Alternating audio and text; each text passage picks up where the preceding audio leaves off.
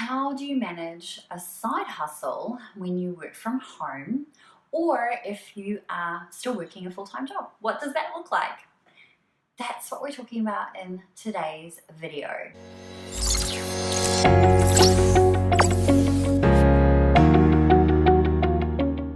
Hey, I'm Lise Cartwright from Hustle and Groove, and we talk about all things email marketing, productivity, and side hustle related. So today I want to talk to you about how to plan out your work week for your side hustle. Now, this applies to you whether you are working full-time in it or you've just transitioned, or you are balancing it with your full-time job. So how do you figure out what that looks like? So the first thing that you'll want to make sure that you do is identify the hours that you're actually able to work in your side hustle. Particularly important if you are working a full-time job. Figure out what that is. How many hours a week are you dedicating to your side hustle? Are you doing them in the morning before you go to work? Are you doing them in the afternoon when you get home? What does that look like? Write that down first. Then the next thing that you'll want to do is figure out your client deadline. When does stuff have to be due?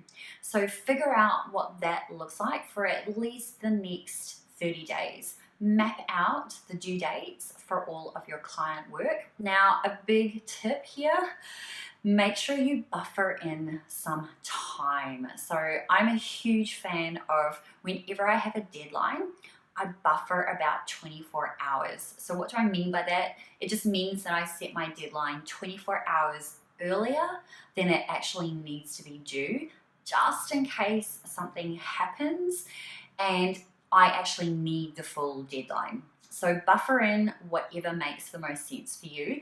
If you're just sort of starting out in your side hustle, I'd probably give yourself a 2-day buffer, just so that you've given yourself a little bit of time to manage all of the things and figure out what your workflow looks like. Once you've got those pieces in place, then it comes down to how to actually structure out your day, then your week. So for me, I am super focused on 3 things: time blocking, batching, and scheduling. So I want to chat to you about each of those 3 things now, and then how you can figure out that into an actual plan for your work week. So number 1 is talking about time blocking. So what that looks like is simply just choosing to block off time that I'm actually working. So for you, you might choose to, if you're working in your side hustle part-time, just have a 2-hour time block in the morning where you work in your side hustle. So this is about taking the hours that you have available and then blocking them off based on what it is that you're trying to do.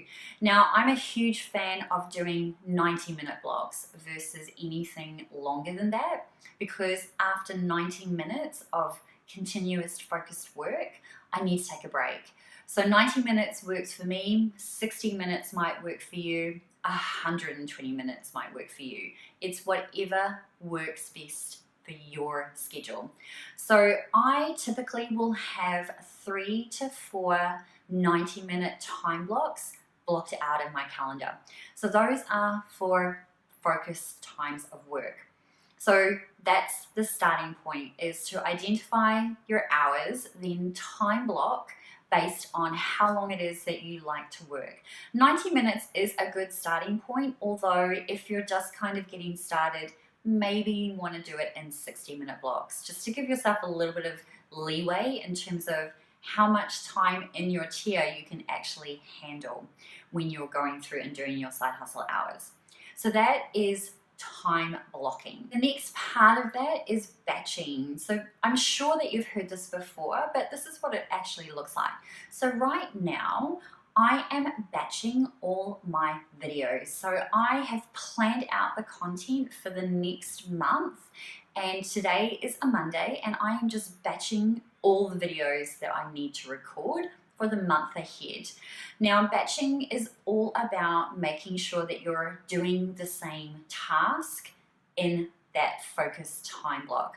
So it's about choosing a task or choosing multiple tasks that are the same. So for you, if you are a freelance writer and maybe you are writing blog posts for a client, if you want to be smart, you would make sure that they give you all the topics for the month ahead and then just write those all in one day. Now that would be using a focused time block and batching. So you're doing all of the same thing in the one time block. Now batching is all about making sure that you're not context switching. So context switching is when you are in the middle of doing something and then you switch to another task and then you switch back again. So if you're constantly doing that, which I am sure you're doing in your own sort of full-time job, it takes about 10 minutes to get back on track with that task. So if you were working on a blog post and then you change into answering an email and you come back to that blog post, you're going to have to go back through and read what you've already written to figure out where you're at and to get your brain back into that thought space.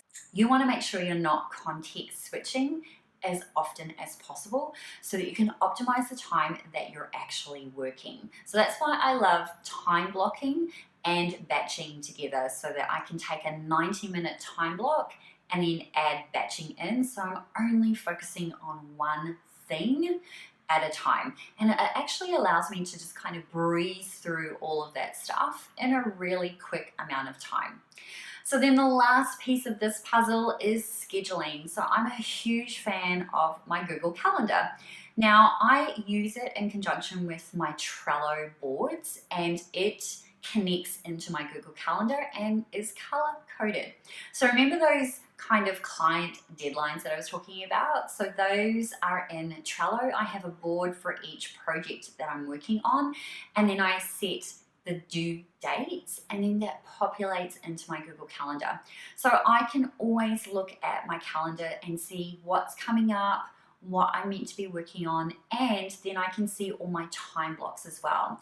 So at the beginning of my work week on a Sunday afternoon, I will sit down and just map out what my schedule is going to be for the rest of this week, and I will time block, batch, and schedule it all out. So if I know that I've got to do all these videos, then I know that that is going to take 2 time blocks, and then I'm going to block that off in my calendar, and that will also feed through from my content board on Trello.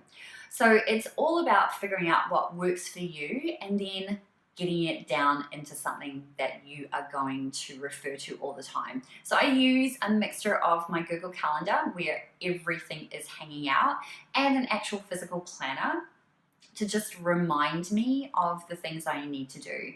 So my planner forces me to focus on my top 5 goals for the next sort of 7 to 10 days, and then at a granular level what I'm doing in the AM and what I'm doing in the PM, and then I'm referring to my Google Calendar. So it's about using whatever tools you have available and figuring out your next best option in terms of scheduling and planning out your work week. Your immediate action step is to figure out the hours that you have available for your side hustle, and then figure out client deadlines, and then figure out time blocking, batching, and scheduling for yourself based on what you've just learned. And it is very much about trial and error. So trial something for 7 days. If it doesn't work, try something else. So it is about just finding that sweet spot, and honestly within a couple of weeks you will absolutely have identified what that looks like. So if you enjoyed this video, I would love it if you hit subscribe and the bell to get notifications on next videos when they come out. And I'll see you in the next video.